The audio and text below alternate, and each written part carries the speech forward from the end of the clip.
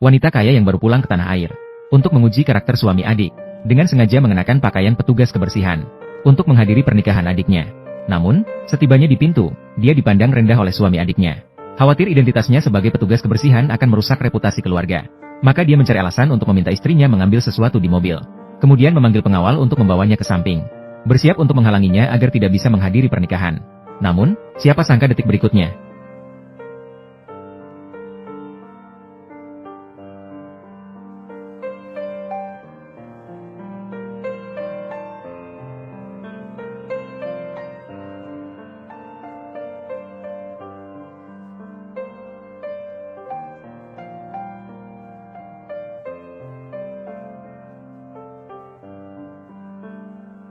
Adiknya kembali dan bertanya kemana kakaknya pergi.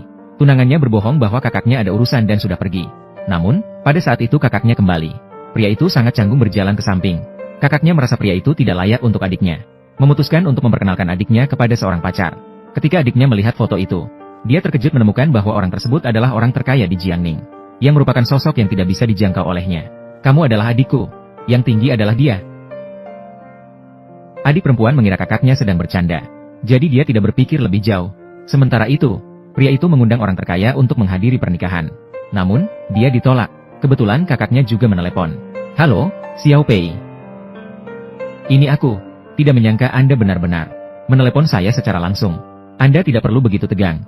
Aku perlu menemuimu untuk sesuatu. Anda harus memperkenalkan adik perempuan Anda kepada saya. Itu adalah kehormatan saya. Tidak masalah. Saya sekarang menuju ke Hotel Polide. Kakaknya baru saja tiba di lobi, dan dihentikan oleh nenek pria itu. Mengetahui bahwa kakaknya adalah seorang petugas kebersihan, dia ingin mempermalukannya. Jadi dia meminta biaya masuk sebesar 8,88 juta. Wanita itu takut kakaknya kehilangan muka. Jadi dia menelepon asistennya untuk mengirimkan uang. Namun, dia diberitahu, perusahaan mengalami masalah dan tidak bisa mengeluarkan uang. Pria itu mendengar, perusahaan tunangannya, 1111, akan segera bangkrut. Dia berbalik dan memanggil wanita licik itu. Wanita licik itu ingin menikah dengan orang kaya. Mengeluarkan 88.880.000 sebagai mahar. Nenek dengan bangga memberitahu gadis itu. Inilah seharusnya sosok menantu kita. San Haoming, kamu pernah bilang ingin bersamaku seumur hidup, tidak akan meninggalkan satu sama lain.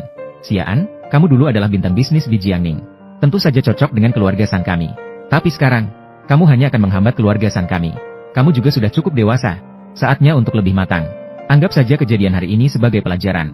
Melihat adik perempuan diperlakukan tidak adil, kakak langsung tidak terima. Keluarga San kalian tidak akan bisa mengadakan pernikahan ini. Namun kata-katanya dianggap sebagai lelucon.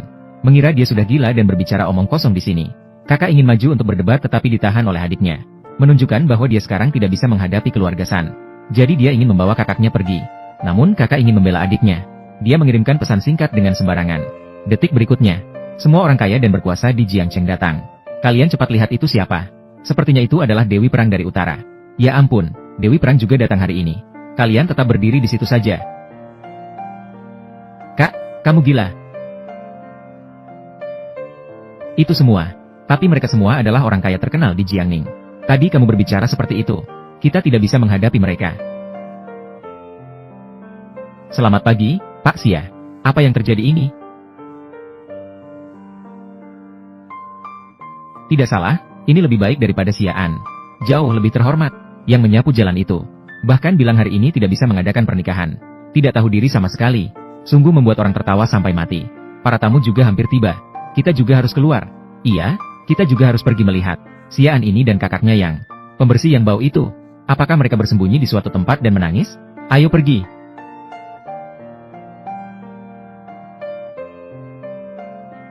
Ini adalah, mereka tidak datang untuk menghadiri pesta